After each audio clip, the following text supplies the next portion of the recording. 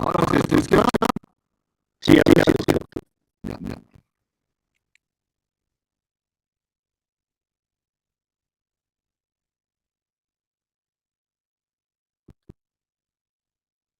Podemos comenzar nuestra actividad, ¿no? sí, doctor, que puede comenzar. Ya. Bueno, el tema que queda pendiente está referente a molderías nucleares.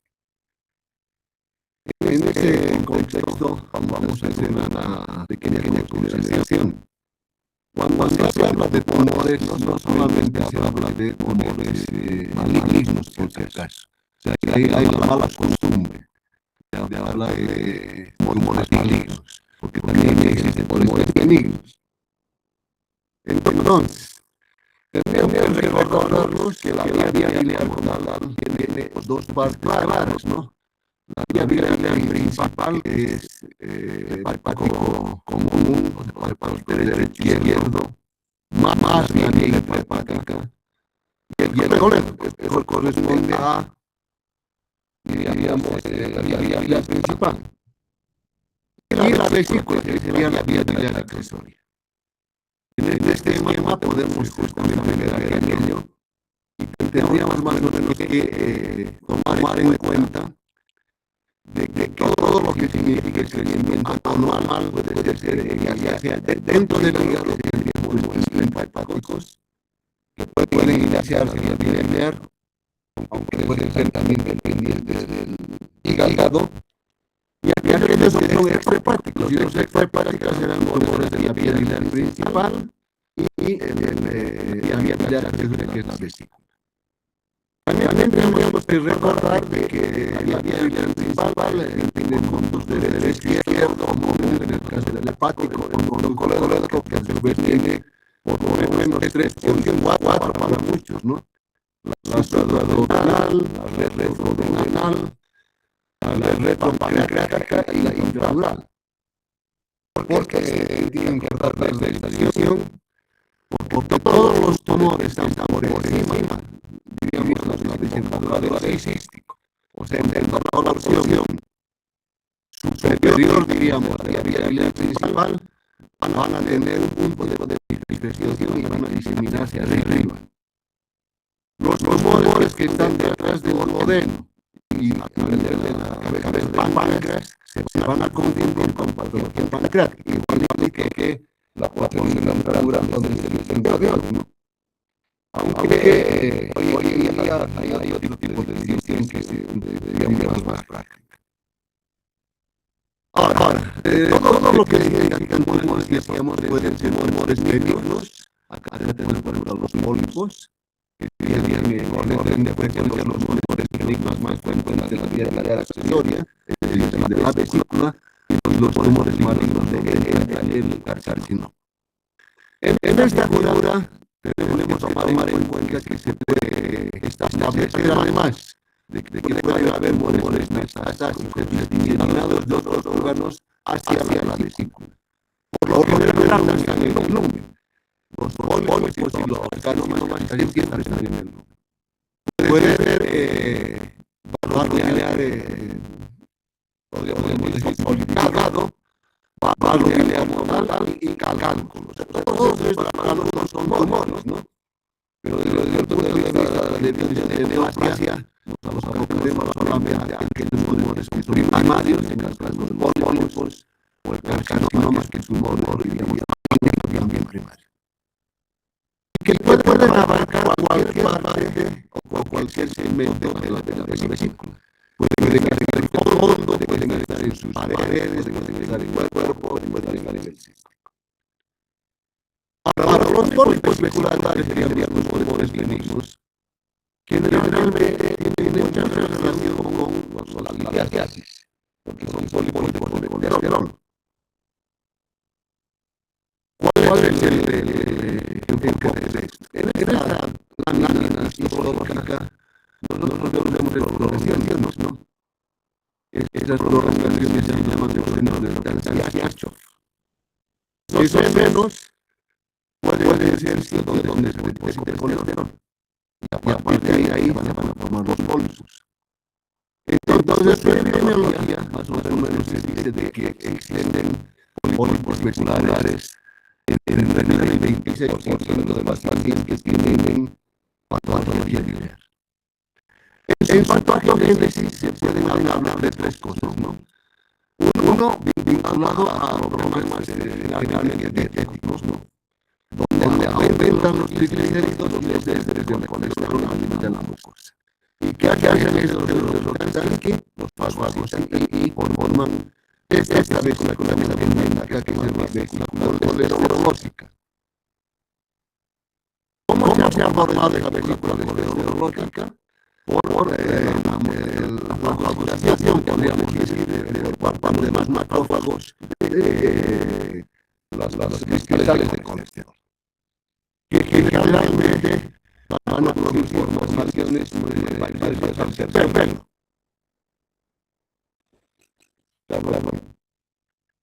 Y el otro componente de la patogénesis es que esta necesidad de oxígeno de los cristales se va a llenar de todos los elementos orgánicos o fagocitados y van a dar lugar a la formación de hormonas que van a ser los pólipos vesiculares.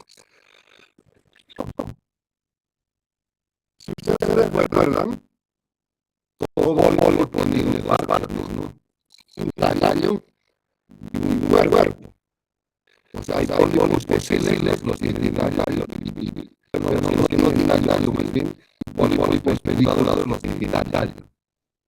Por lo general, puede existir una mezcla de ellos. Acá, por ejemplo, estamos viendo un pólipo que es el que tiene tallo.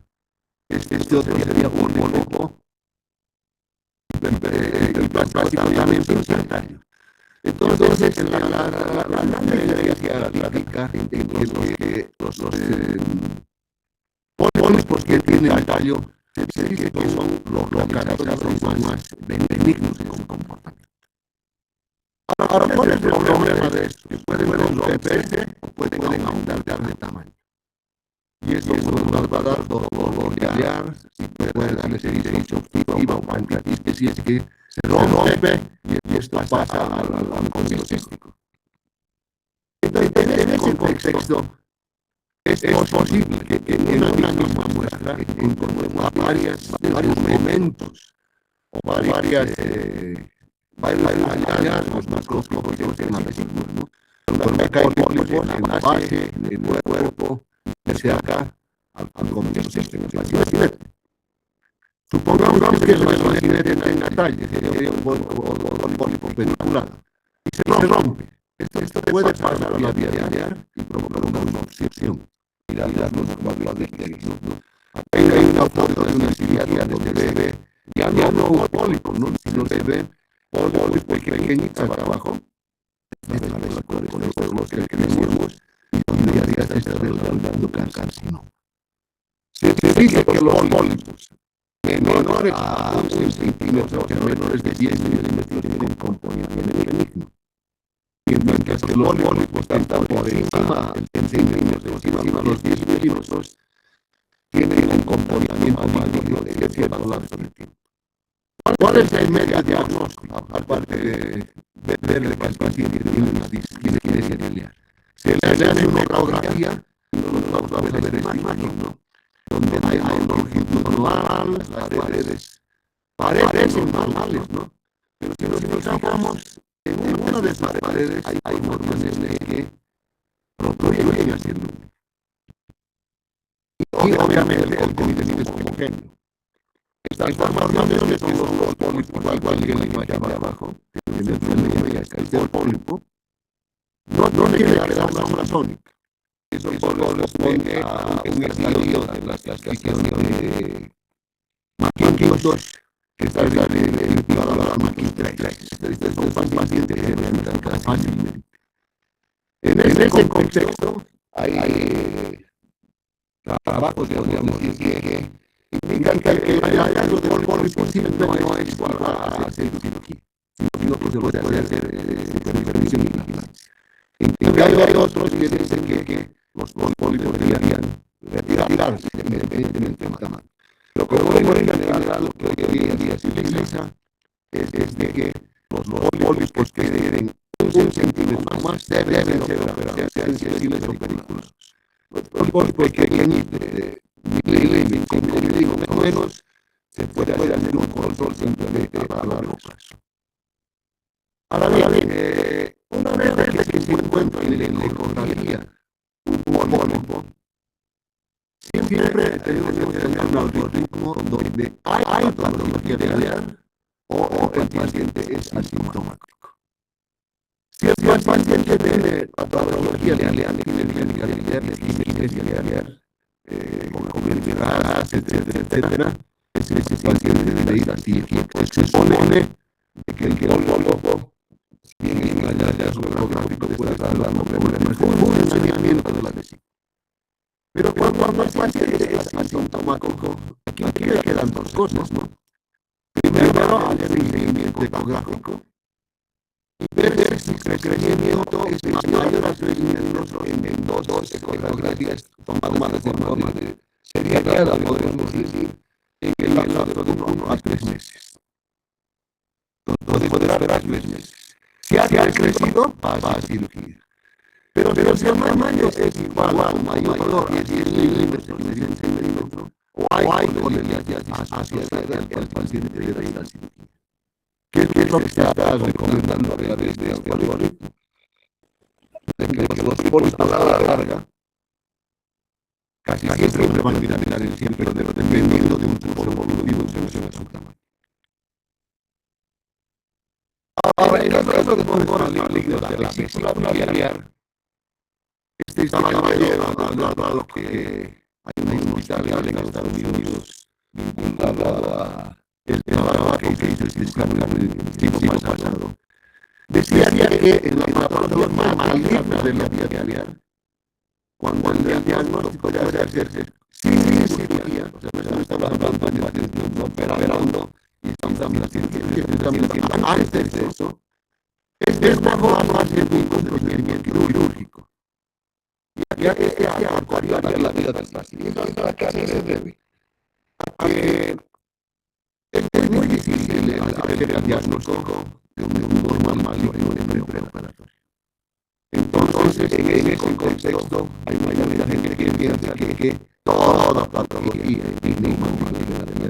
accesoria debe existir la cirugía. Ahora, hay otro dato que debemos tomar en cuenta en la introducción. Se ha desarrollado mucho las técnicas de imagen, pero la detección de las neoplasias malignas de la vesícula sigue siendo difícil. Esta es una pieza donde varios tumores con el modelo del consulta del paciente, seguramente una patología biliar. En ninguna de las técnicas de imagen se expresaba lo que realmente tenía. Y en estos casos, la mortalidad tiene directa con la realización del tumor. Como es un dolor silencioso, va a diseminar rápidamente si no nos damos cuenta. Hay dos explicaciones para que se desarrolle el cáncer de vesícula biliar. El primero se llama de la secuencia adenoma-carcinoma. El pólipo es un adenoma, ¿no? Entonces, de una cosa normal, lo primero que debe pedir un médico que ocurre es una metaplasia intestinal. Una metaplasia biliar, y luego una metaplasia intestinal.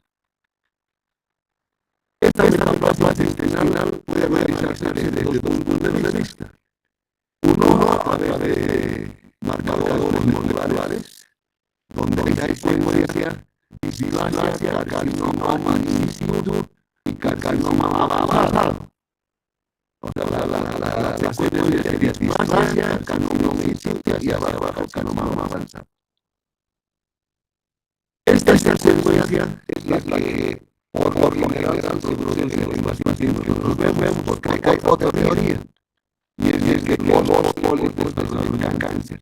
Pero es más raro que nos dice la posibilidad de que encontremos pólipos de pacientes biliar exagerado llega al 5%. Los otros 75 serían esos, ¿no? de la secuencia, digamos, de adenoma, displasia, carcinoma. Lo ideal es que se opere en principio, pero no siempre es lo que queremos. Ahora, en esta teoría natural, ¿cómo se explica el desarrollo de tumores en un paciente individual mismo?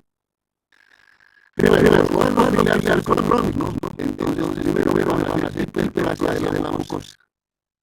Ya va a ser una mucosa diferente, por eso se llama metástasis ¿no? La vesícula absorbe agua, no absorbe cosas. Cuando hablamos de intestino, absorbe cosas más. Eso es en el lapso variable de tiempo, no se ha precisado ahora, va a llegar a una displasia.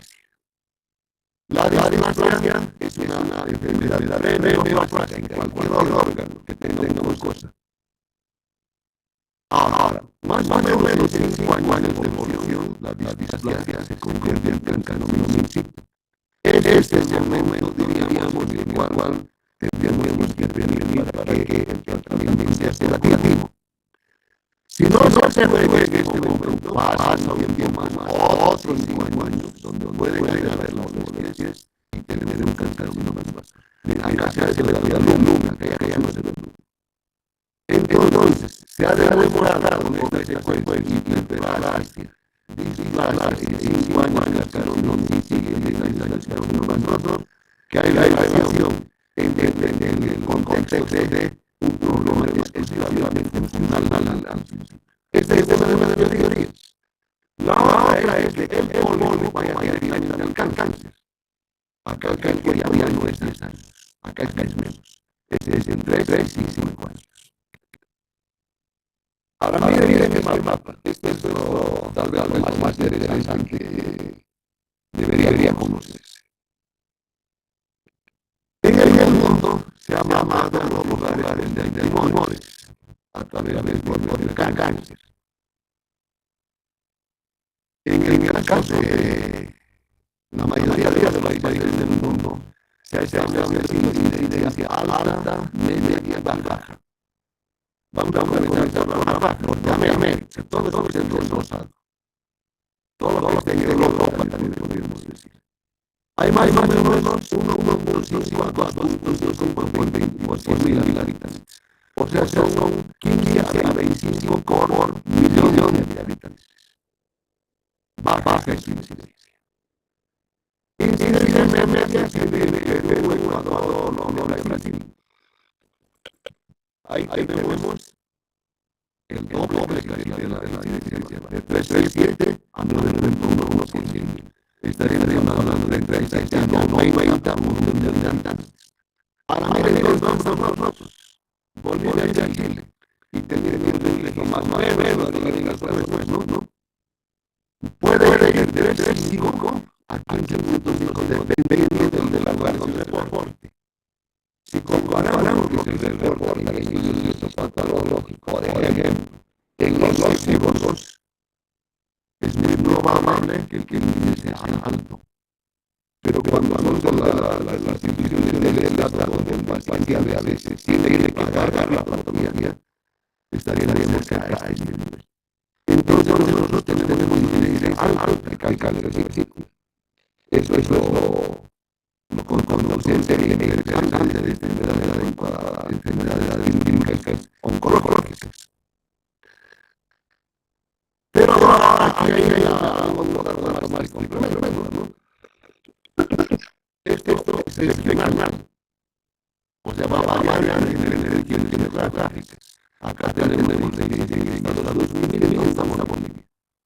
Prácticamente estamos hablando de todo el triple de lo que podría significar las condiciones, porque en mi caso no solo los pacientes no operan ni la patología. Acaban de venir al mundo, no. Otro lado se hace a una alta movilidad y no, ¿por qué alta movilidad? Porque todos viven aquí avanzados. Y obviamente todos los demás no. Y sí se ha establecido bien variable seriedad en todos los estudios. En el caso del resto de cáncer que hay en las bases, dato al 82 es el de la más seria que hay, ¿no? En los dos ríos, la flor la matar. Y a todos los pacientes patologías a sacar miles de kilómetros en un estudio. En ese registro se miraría 28.5%. O sea, estamos hablando de 280 millones de habitantes. Y estamos hablando de 13.737 pacientes por 1 millón de habitantes, ¿no? Estos dos datos, fíjense, del 82 al 2022, que es la última vez que se haya hecho, en el caso de mujeres ha habido 40, en el caso de varones estamos hablando de los 15. Sabemos que la patología biliar es más frecuente, entonces hablo de la mano. Ahora, ¿qué factores de riesgo existen? Con la evidencia de el mecanismo, la vesícula porcelana, la vesícula caminando, la infección de la bilis. Ustedes saben que en el caso de la epidemia de Bolivia, la enfermedad infección más frecuente es la, ¿no? Yo creo que a cualquiera que nos traiga una nueva vida, entonces le debemos a llevar. Es significa que vas a pasar en algún momento. Esa salmonela se queda a nivel de la vesícula. Es decir, de la evolución, entonces el carcino. Los adecuados para con esta anomalía biliar no es frecuente. Pero ¿cómo se explicaría dolores en pacientes que tienen 15 años? Muy controlable, ¿no? Ahí se dice que hay anomalias de desembocadura del pancreático a nivel de metabólico. Y aquí hay carcinógenos. Esas agentes carcinógenos que aparecen están vinculados a la nuestros amigos. Y hay un grupo de arañas donde entran los parásitos. No es lo más frecuente en los medios. Hablaría, por ejemplo, de pacientes asiáticos ahí, porque hasta ahora bien, en la patología tenemos 6 tipos de tumor que existen, ¿no? El adenocarcinoma papilar es más frecuente, en segundo lugar el tubular, tercero el escándalo, en ese orden. Adenocarcinoma son todos, este es tubular papilar, este es tubular y este es escándalo. El tumor de nuestra flor es mucho más raro, solamente determinada a las razas. El carcinoma es el tumor funcionalmente que pertenece al tema pulpus. Y los carcinomas colombianos comienzan a una cosa. Estos son tumores de la pared muscular para la vesícula. Entonces, acá tiene una parte anterior, como es un adenocarcinoma. Es un tumor polimoideo, vegetal, que puede ser grandes musculares o ser plano. Puede coexistir ambos. Acá, por ejemplo, tiene un carcinoma papilar y acá tenemos un carcinoma plano. Entonces, son enfermedades normales. Y los de abajo son los carcinomas. El lumen está normal, no es lo que significa el lumen, lo que está en la pared. Entonces, cuando se encuentra la pared, es un carcinoma, que es mucho más raro y poder explicar. ¿Dónde se localizan? La mayoría, 60% en el fondo, 30% a nivel del cuerpo y 10% en el paciente cosístico. 5 y el 5% en el carcinoma de vesícula.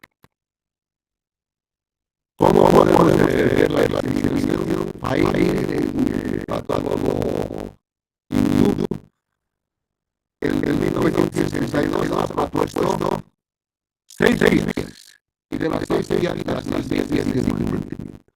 La linfática a través de los ganglios, la vascular directamente en el sistema porta, la intraabdominal que puede seguir hacia la cavidad cerebral, Esto no se describía hasta aquí en la diseminación neuronal.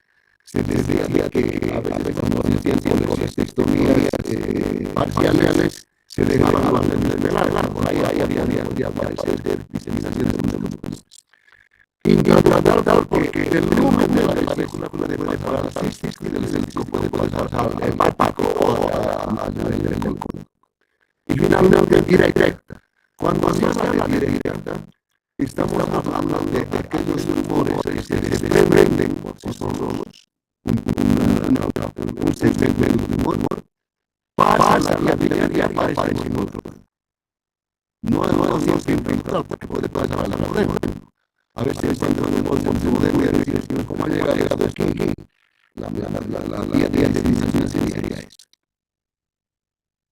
Ahora, ¿qué nos interesa? Aparte de hacer el diagnóstico que hemos dicho que generalmente son pacientes que tienen cuadros biliares, ¿no?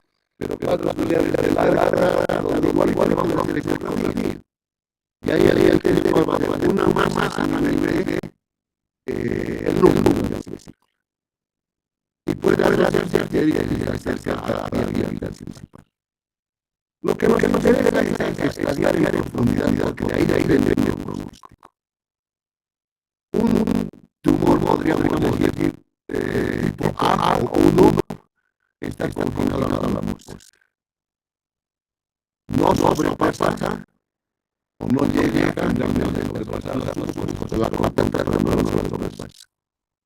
El grado 2 involucra el tener un tumor que estando en constante llega a la ala muscular. Una cosa que hay que tomar en cuenta, no es muy clara las mucosas en la vesícula. No existe para mucha gente. Hay un pequeño radio que se utiliza como glándulo clivaje. Entonces el T2 está en la pared. El T1 está solamente a nivel de la mucosa. El T3 ya ha pasado hasta la serosa de la vesícula. Y este es un T4. El T4 ya empieza a hacer diseminación A. Las estructuras ganglionares. Puede ser cualquiera de las dos, pero que no debe comprometer. Este es ya que en profundidad no es lo mismo que hacer las áreas de la enfermedad. Esto le interesa más al cirujano. El cirujano no tiene cuánto invadir hasta qué plano ha llegado y había de ser extendido. No le interesa eso. Porque las otras calificaciones, aquí tenemos la de Levin, este caballero ha estudiado bastante bien los tumores de vesícula. Ya no me inventa crear una clasificación, sino que se mantiene por ser sencilla. Parecida a lo que hemos dado, ¿no? Estadio 1, estadio 2, muscular. Estadio 10 es la categoría de mucosa muscular y serosa. El 4 es toda la capa y ganglio cístico. Y el 5 es extensión de estructuras vesículas. ¿Por qué me interesa esto? Si ustedes analizan los estadios iniciales 1, 2 y parte del derecho, podríamos decir, se beneficiarían como tratamiento curativo como la simple colecistectomía. Para complicarlo más con Jonathan Rose y este otro caballero más, y nos dan el estadio de la American Joint Committee. En 4 estadios, donde se encuentra el tumor, los cambios, los funcionadores, los organales y la metastasis. Lo que sí nos interesa de esta clasificación es que hasta el estadio 2 estamos hablando de tumores localizados en la vesícula. Comenzando en el estadio 3, ya estamos hablando de compromisos ganglionales. Y en el 4 casi siempre va a haber invasiones de estructuras vesículas. Esto se llama expansión y metástasis. Por eso, en el estudio que lo vemos en el 24, algo así se actualiza este concepto, se dice que solamente el 100% de los tumores malignos de vesícula se clasifican a la pared. 45% tienen la invasión ganglionar y 40% a los vesículos. ¿Qué quiere decir esto? de que solo 15% se beneficiarían con la simple colecistectomía. Miren esta pieza donde se tiene el hecho de circular con un tumor que prácticamente ha invadido el segmento agua del hígado.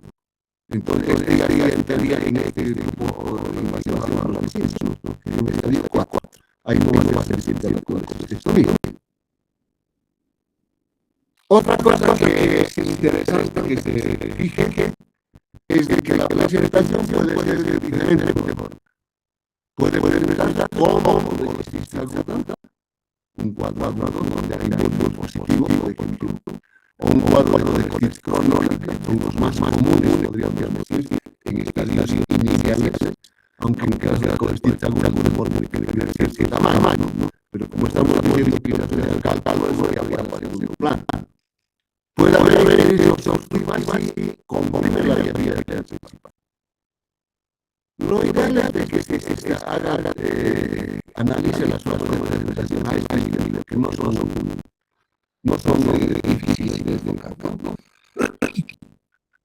Ahora, obviamente, otra forma de prevenir el suelo ya es carbonato adicional, para cualquier área de físicas. Y otras presentaciones cuando hay invasión al estómago, donde siento el oído.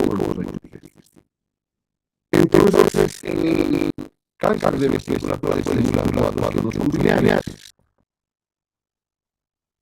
¿Qué me ayuda para el diagnóstico? Básicamente la ecografía y el inicio, que se está mejorando en determinadas técnicas.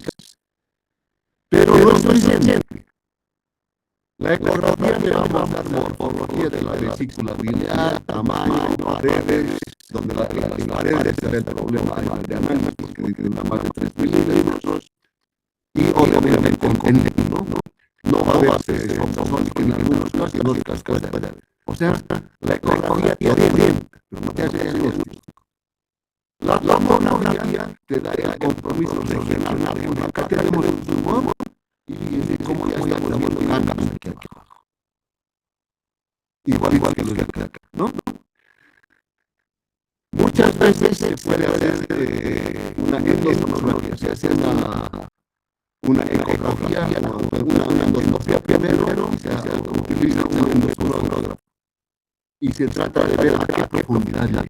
Y también se puede hacer en Esta endoscopografía es, digamos, un procedimiento de detección no tanto en operatorio, más distinto. Las resonancias nucleares obviamente van a mostrar muchas mejores imágenes que la tomografía. Y muchos dicen el PET scan lo que me va a dar es el compromiso vascular. Si me dirían cuál es el mejor método de hacer diagnóstico, yo comenzaría con una ecografía y haría una tomografía.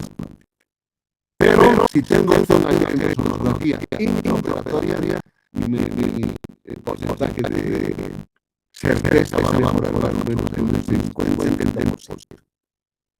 Ahora, en muchos casos, cuando hay síndrome ictérico, se hace la RCP. La RCP es un estudio para viabilidad principal. ¿Cuál es la ventaja? No diagnostica tumores de vesícula, pero permite hacer terapia. Descomprimo la viabilidad para que la paciente no. Estas son las opciones de tratamiento que han ido modificándose. Este Schwartz, el autor de los textos que consultan, acá lo tiene de Harrison Jr., Jonathan Rose, cuando era joven, y este es el profesor Atalaquian que todavía está trabajando en el teatro, ¿no? Entonces, los 4 se han establecido 5 líneas de tratamiento. La cirugía que puede ser curativa o paliativa, estadios iniciales debería ser curativa y paliativa en casos avanzados. La radioterapia que puede ser intra o posoperatoria, que es complemento o es una preparación del paciente para cierto tipo de procedimientos o en los casos de los se puede hacer cirugía. La quimioterapia adyuvante implica después de la cirugía, con un solo medicamento. No está demostrado que la neoadyuvante sería antes de operar tenga mejor beneficio. Se ha estado trabajando con la interleucina 12, haciendo inmunoterapia, especialmente en aquellos casos en los cuales se encontraba mucho compromiso. Y lo que está de moda hoy en día es el estudio de la P33, que está haciendo terapia génica, porque se dice que tiene enfermedad que puede pasar de generación en generación a una enfermedad. Los procedimientos curativos pueden ser la colestectomía simple, en los grados o estadios iniciales peligrosos, la extendida cuando ya estamos en inglés, donde hay que hacer el resección de otras cosas más, o una resección radical cuando tenemos que hacer el paciente organoide y otros. En los estadios 1 y 2, fíjense, son parecidos, aunque en el 2 se dice que hay que hacer extendida porque hay que cortar gansos. En la resección radical se resecan los órganos que tienen tumor residual. Y en el 4 no se indica indicativo. En estos pacientes se tendrán que hacer procedimientos paliativos, que son las derivaciones digestivas, de la dirección biliar a la digestiva, o puedo hacer a través de procedimientos más conservadores, como los drenajes biliares, de la PTSD. Se coloca un catéter transpaciente hepático para que drene la bilis afuera y no haya personas con colitis. Desventajas que se sale, o la RCP, que me va a servir especialmente para descomprimir y que el paciente no haga colitis. Y últimamente se está colocando prótesis biliar. Pero la prótesis biliar es la vía principal, para si el tumor está en la vesícula, ¿cuál es el problema de la prótesis? No va a solucionar el problema inicial. Miren esta publicación del programa que lo hace el médico. La sobrevida de los estadios 1 y 2 a 5 años se dice que es al 100%. En el estadio 3-4 baja al 10%. Y del estadio 5, donde vienen los órganos vecinos, la sobrevida es 0%. Un profesor nuestro que teníamos nos decía de que el paciente que tiene cáncer de vesícula del estadio 4 o el estadio 5 tiene que decirle muérete y a ver a qué funeraria vayan a esos, porque esos pacientes es impredecible y se van a complicar en un mes, en una semana o en un mes.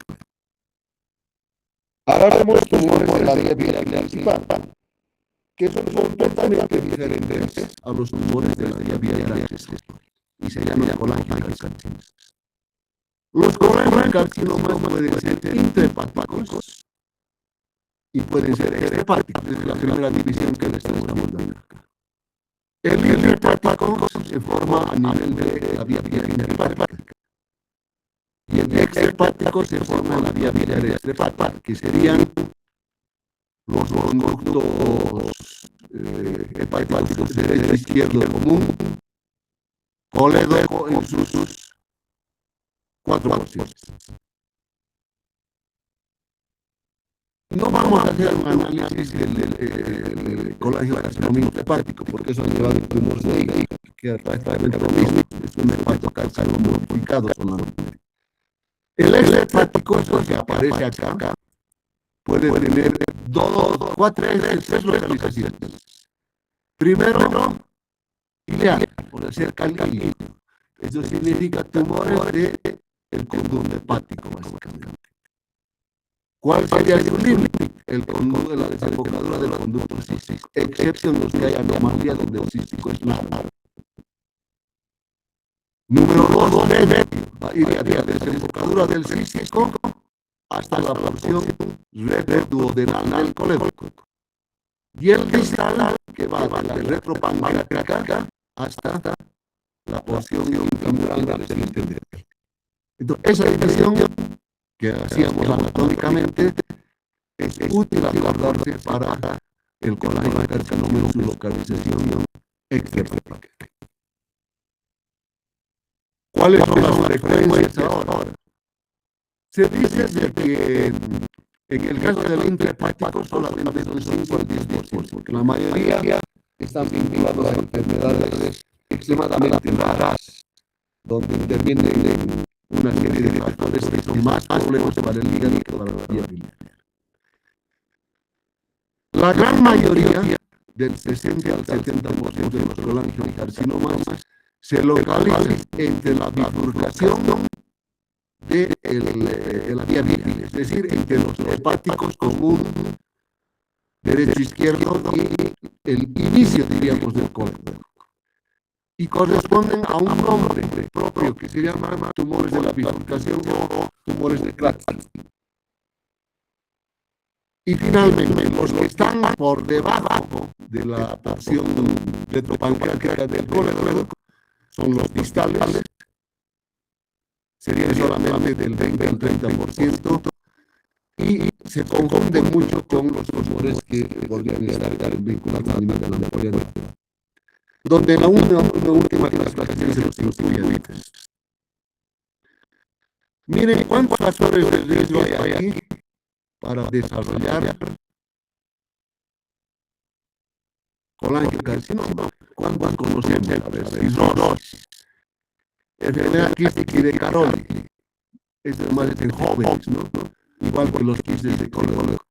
Los pacientes que tienen derivación bilirrubénica, aquellos que se han operado por estenosis, por ejemplo.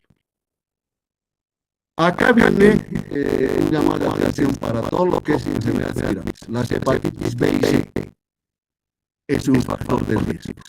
Ese paciente puede hacer a la larga tumores. Hay dos parásitos hepatotisulares, no los tenemos en África, son parásitos que están en el Asia. El Conornis sinensis y el Opistotochus viverini. Estos son parásitos que vienen en los caracoles, igual que la pasión, y vienen en cierto tipo de alimentos. La litiasis biliar, miren, está muy abajo, no interviene mucho, pero no es un factor que no se deba olvidar. El que sí en nuestros medios viene a ser como un llamado de atención que es esta enfermedad, la esclerosis múltiple. Que yo recuerdo son como unos entre 3 y 5 pacientes en los últimos 20 años, jóvenes menores de 30 años que han tenido la esclerosis, y todos han tenido colangiocarcinoma. Y ahora este contraste, el Toro-Trust, es un contraste que se está empezando a usar en los estudios de resonancia nuclear magnética. No es un contraste iodado, es un marcador vinculado a la detección especialmente de neutrones o positrones. ¿Qué es lo que hace la colangioresonancia? Fija este contraste en las paredes de la vía biliar, pero no se elimina completamente. Entonces, los lugares donde se fija es el punto donde puede desarrollarse un colangiocarcinoma.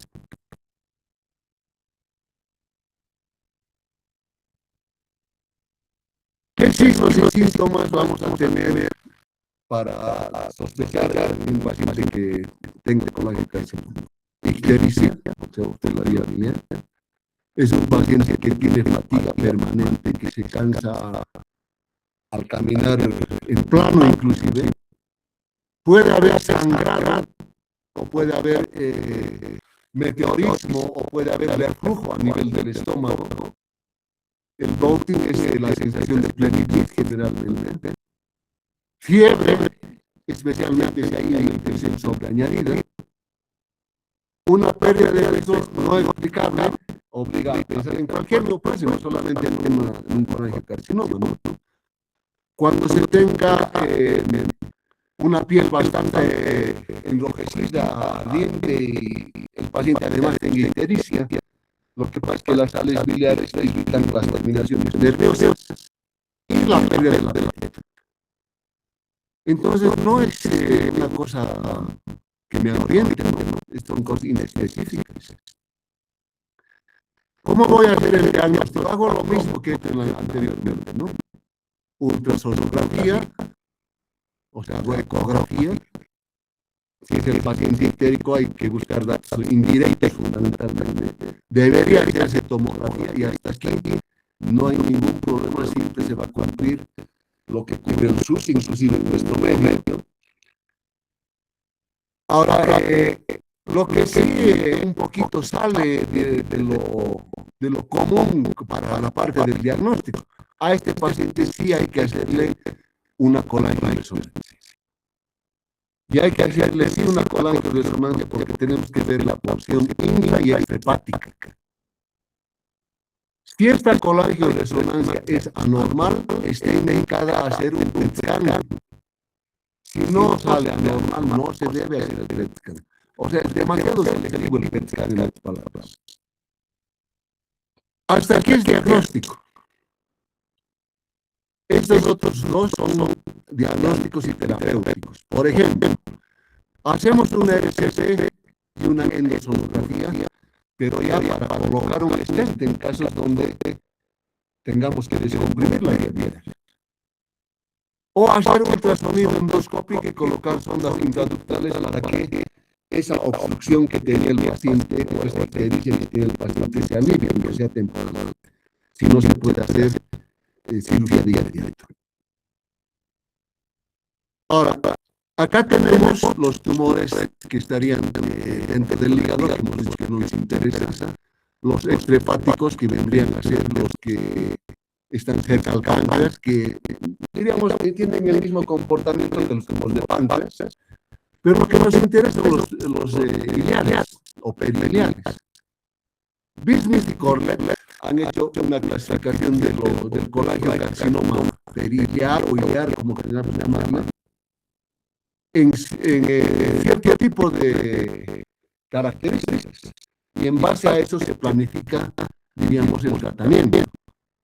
El tipo 1 implica compromiso solamente del hepático común, donde están libres los hepáticos derecho, izquierdo, la vía biliar accesoria y el colédono. En el tipo 2 hay invasión del hepático común y el hepático derecho, pero en su porción solamente biliar. O sea, no entra más adentro, no entra dentro del hígado, podríamos decir. El 3 puede ser 3A o 3B. El tipo 3A es muy parecido al anterior, pero el tumor invade el hepático derecho hasta por lo menos 1 centímetro del hilo. Y el B invade el hepático izquierdo. Entonces, hay gran diferencia entre estos dos, porque el procedimiento de reparación de tratamiento es diferente.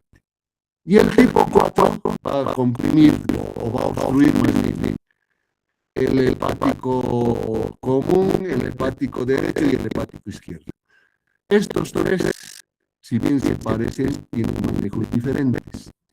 El más serio de todos ellos es el tipo 4, porque acá prácticamente tengo que hacer si voy a hacer una depresión biliodigestiva, voy a tener que hacer una resección hepática. Además, aquí por lo menos me queda el lado izquierdo, el derecho, o en este otro me queda el lado izquierdo, o en este me quedan los dos, o en este me queda parte del hepático común inclusive, o la encrucijada. Entonces, esta clasificación no es solamente diagnóstica, sino que me ayuda a hacer una planificación de la intervención quirúrgica. Ahora, en el manejo, ¿cuáles son las posibles opciones de tratamiento? Uno, la cirugía. Muchos dicen que es el único tratamiento viable muchas veces, pero la reconstrucción es demasiado laboriosa. Puedo hacer radioterapia en casos avanzados, parecido a lo que hicimos en el estadio de vesícula, se hace en el caso de los tumores en el colangiocarcinoma, o sea, en 4 estadios. El estadio 1, 2 es precoz, podríamos decir, con poco compromiso, y el 4 avanzados. Entonces, la radioterapia ayudaría más que nada como una terapia paliativa. O puede utilizar drogas para acción en determinado lugar. Eso es lo que se está haciendo hoy en día con la braquiterapia, por ejemplo, muy específica para vía biliar. Se coloca un señalizador a nivel de la vía biliar y se dirige la braquiterapia a ese punto. Se podría hacer quimioterapia, pero ojo, estos tumores no responden al tratamiento de quimioterapia. Y últimamente en pacientes jóvenes están haciendo trasplante hepático. Ahora, aquí viene una situación, ¿no? Los resultados todavía no son evaluados porque este tratamiento se está haciendo recién 3 años. Y un trasplante tiene que evaluarse al año, a los 2 años, a los 3 años, a los 5 años, hasta los 10 años para ver el resultado. Entonces es muy largo el tiempo que hay que esperar. Que el paciente está vivo, pero si tiene complicaciones es otro cuento, ¿no? Aquí tenemos más o menos opciones quirúrgicas, no tienen que aprendérselo todo. Acá solamente estamos hablando de los tumores intrahepáticos que no nos interesan, los verdes, porque esos tumores de hígado prácticamente. Los periliares, que siempre, en todos los casos, se fijan, hay tumores resecables y hay tumores no resecables. En el caso de los periliares irresecables, se hace quimio, radioterapia, terapia dirigida o cuidados paliativos solamente. ¿Para qué? Para que sean localmente resecables. Se baja el estadio del 4 al 3, diríamos. Y luego se vuelve a hacer el mismo tratamiento, se llama terapia sandwich. Más o menos lo mismo se hace con los tumores distales. En el caso de ser resecable, se opera con alguna de las opciones que correspondería hacer una resección en bloque y hacer una anastomosis digestiva en los proximales, por ejemplo, o hacer una duodenopancreatectomía en el caso de los distales. Y es muy probable de que en estos casos pueda hacerse terapia adyuvante. Estoy diciendo que es muy posible, ¿no?, que se haga. O sea, estos serían casi de una manera similar, ¿no? Estos van a ir, los azules, van a ir a una derivación biliodigestiva siempre, que es dependiendo del lugar, ¿no? Puede ser una hepático y ionostomía, una sinistro hepático y ionostomía, o una dextro hepático y ionostomía, o podría ser en el otro caso una operación de Whipple, que es una duodenopancreatectomía con anastomosis, en el caso de los distales, que hemos dicho que se comportan similar a los tumores de páncreas, donde además hay que resecar el duodeno, ¿no? Son mucho más difíciles de abordar. Pero en general, estos naranjas irían a duodenopancreatectomía y estos a derivaciones biliodigestivas. Estos otros, si bien cuando se habla de resección se hacen hepatectomías, no te garantizan los resultados a largo plazo cuando, dependiendo del tamaño o los segmentos de hígado que tengas que hacer. Pero si en algún momento tengo que pensar qué cosas se puede hacer, en estos casos se hace hepatectomías, que pueden ser segmentarias, bisegmentarias, trisegmentarias, sectorectomías, etcétera, etcétera. Entonces, ese es el algoritmo, ¿no? Los tumores intrahepáticos del colangiocarcinoma casi siempre implican hepatectomías. Los tumores periliares implican resecciones biliodigestivas para la reconstrucción, aparte de la resección, obviamente. Y en el caso de los distales, aparte de la resección, hay que hacer una duodenopancreatectomía. Bueno, ese es el tema que teníamos que ponernos al día. Espero haber cumplido más o menos en lo que